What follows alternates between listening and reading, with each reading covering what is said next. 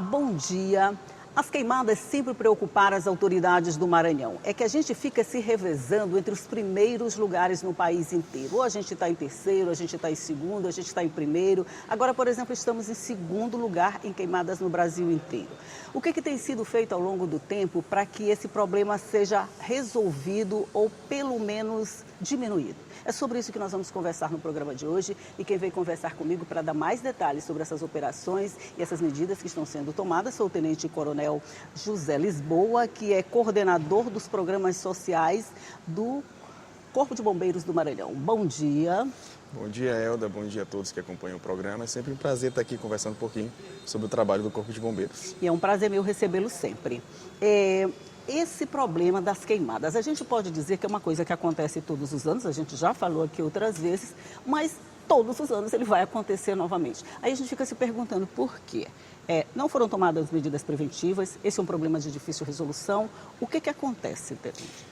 Bom, Elda, o problema das queimadas, as operações contra as queimadas está inserida entre as grandes atividades do Corpo de Bombeiros, né? No primeiro semestre, relacionadas às atividades de defesa civil por conta das enchentes e no segundo semestre, obviamente, as queimadas. Isso está intimamente ligado às condições climáticas.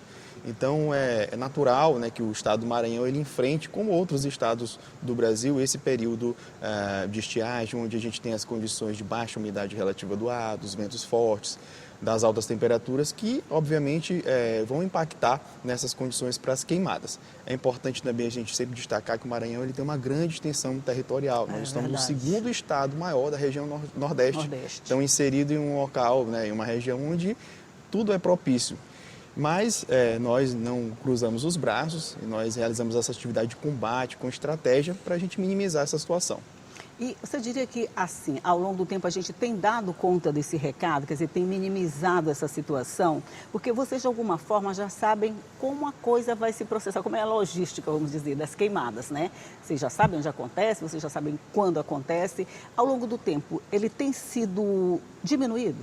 Com certeza, Elda, nós estabelecemos uma estratégia hoje que ela é bastante, a gente pode dizer que é bastante rica, porque a gente trabalha integrado com a Secretaria de Meio Ambiente. Hoje nós conseguimos empregar uma estratégia importante em relação ao uso de tecnologia, como monitoramento via satélites, emprego de drones. Então, como é que acontece na prática? Esses focos de calor são detectados por satélites.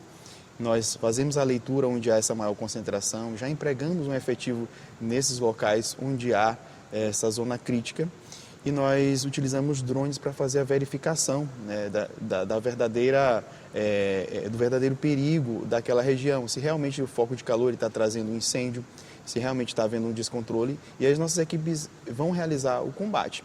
Entendi. É importante também ressaltar o trabalho de prevenção do Corpo de Bombeiros, né? E é sempre feito um trabalho com a comunidade para evitar que eles manipulem o fogo de forma incorreta. Pois é, essa participação das próprias pessoas, até que ponto ela pode interferir nesse processo? Porque todo mundo já sabe quais as medidas que tem que tomar. Quem mora nessas áreas já sabe exatamente quais são os gatilhos que podem fazer com que aconteça um incêndio, uma queimada, qualquer coisa. A participação deles tem sido efetiva nesse processo? Isso é um processo longo de conscientização. A gente precisa levar em consideração que a gente tem os caçadores, que a gente tem o homem ali da pecuária, da agricultura, que precisam manipular o fogo. Então, o Corpo de Bombeiros trabalha de forma muito humanizada. Então, nós levamos isso em consideração. Obviamente, tem um decreto que proíbe a queimada de forma incorreta. Então, nosso trabalho, além da intervenção, é realizar a prevenção com a conscientização dessas pessoas. E está conseguindo? Sim. A gente acredita que é um processo educativo. O Maranhão Sem Queimadas já está na sua sexta edição. Maranhão Sem Então, Queimadas. a gente percebe que a cada dia a comunidade recebe a gente melhor, participa, porque começa a entender da importância de realizar esse trabalho preventivo, educativo, que a gente entende que precisa ser todos os anos, né? O que você falou, tem que ser um trabalho humanizado, porque essas pessoas, de alguma forma, elas dependem desse trabalho, que utilizam o fogo como um instrumento de trabalho até, né? Ele só precisa ser bem, vamos dizer, manipulado e controlado para não se transformar num problema, né? Exatamente. A gente tem as condições climáticas favoráveis. Isso é um ponto, não vai mudar. Então, se a gente conseguir trabalhar na conscientização, que as pessoas utilizem o fogo de forma correta, a gente vai inclinar esse cenário favorável para o nosso lado. Entendi. É isso que a gente tem trabalhado todos os anos. Pois é. O senhor falou uma coisa aí, uma coisa que me chamou a atenção. Incêndio e foco de calor, fonte de calor, são coisas diferentes? Isso. Agora o resto da resposta você vai me dar no próximo bloco. A gente vai fazer um rápido intervalinho, tomar uma água, tomar um café e a gente volta já já para conversar. É só um minuto.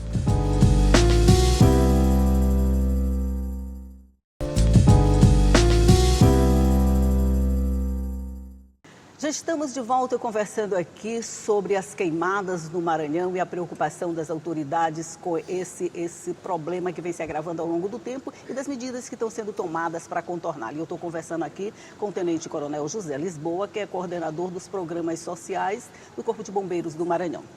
Pois é, a gente falou em incêndio e fonte de calor, é mais ou menos isso, né? Que não são coisas iguais. Exatamente. Então, às vezes, a gente se assusta, né? O Corpo de Bombeiros informa que nós temos 5.000 focos ativos em 2025, focos de calor. Então, não necessariamente esses focos são incêndios. O incêndio, ele é o fogo em descontrole. Então, o que ocorre? Como que a gente chega a esse... Incêndio é fogo em descontrole. É o fogo em descontrole, Okay. Que é diferente do foco de calor. Na prática, como é que é detectado esses focos de calor? Existem vários satélites. Esses satélites, eles têm sensores que eles identificam uma determinada temperatura em uma determinada área. E aí ele indica que ali há um foco de calor quando essa temperatura é atingida. E ele vai contabilizando. Então, hoje nós temos, no acumulado de 2025, 5.224 focos de calor detectados no Maranhão. É não muito necessariamente esse número. Nós estamos hoje em segundo lugar. É muito dinâmico, esses números né? estão em função, obviamente, da temperatura. Não quer dizer que esses focos estão ativos, é o acumulado do ano, e não quer dizer que todos esses focos são incêndios. E aí existe um trabalho muito especial da Secretaria de Meio Ambiente em fazer essa detecção, nos passar para as equipes que estão no local. Nós empregamos as equipes que estão mobilizadas, inclusive com drones, para fazer a verificação. Quando a gente identifica esses focos de calor que são realmente incêndios, ou seja, fogo em descontrole, nós realizamos a intervenção. É assim que acontece. Ah, tá. Os locais ou os pontos onde acontece, vocês também já sabem de antemão onde é que vai acontecer. Primeiro começa por tal parte, depois é para tal parte. Você já tem esse mapeamento, vamos dizer. Isso, porque esse fogo ele ocorre em função das condições climáticas. Então, o que a gente tem hoje no estado, com a região mais seca, é a região sul nesse período. Então, por isso, os focos de calor, ou seja, os incêndios, eles se concentram em sua maioria ali na região sul. Sul, né? Por isso, nós, de forma estratégica, concentramos as nossas equipes na região sul. A proporção que a gente vai avançando para o mês de setembro, outubro, esses focos eles vão se concentrar na região central do Maranhão. E aí nós vamos subindo as nossas equipes, concentrando nossas equipes nessa região. E fazendo sempre essa leitura via satélite, via drone, via observação das equipes, para a gente chegar ao melhor resultado. Aí quando você diz as nossas equipes vão subindo, isso significa que esse processo que começa ali na região sul, ele vai se espalhando ou ele deixa de acontecer na região sul, vai subindo para o centro e depois até no norte, ou ele vai ficando em todos os lugares? É uma situação gradual.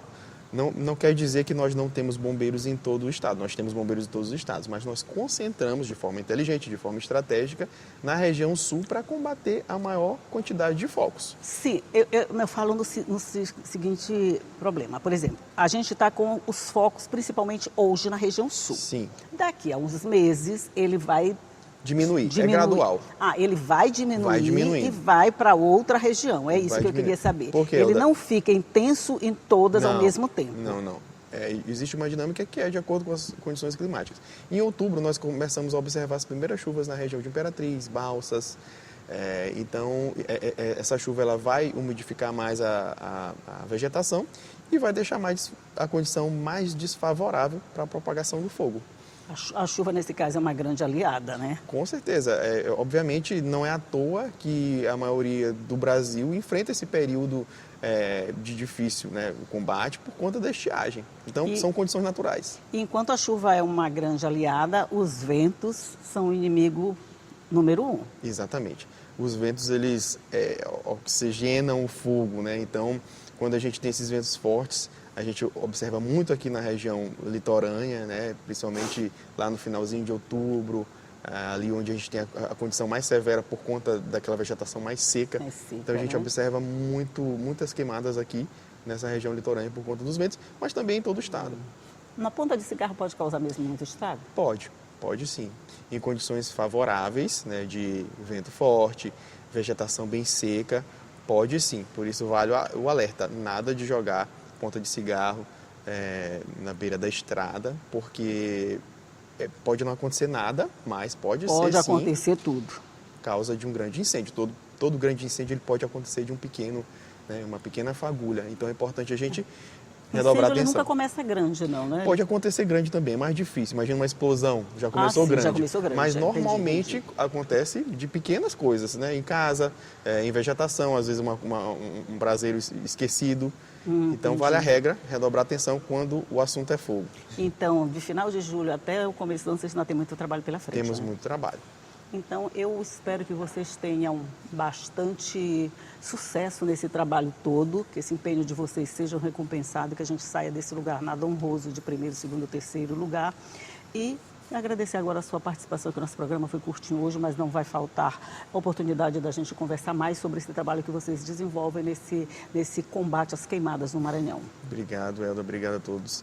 É sempre um prazer estar aqui conversando, né, sobre o nosso trabalho, e a gente conta com a ajuda de todo mundo, todos os maranhenses, nesse grande combate aí de 2025. Um grande abraço. E eu que agradeço a sua participação, por me ajudar a fazer o programa de hoje, por compartilhar todas essas informações. Bom dia. Obrigado. Bom dia para você que está aí do outro lado e que ficou sabendo um pouco mais sobre as queimadas no Maranhão e qual a sua participação nesse processo que você pode fazer também.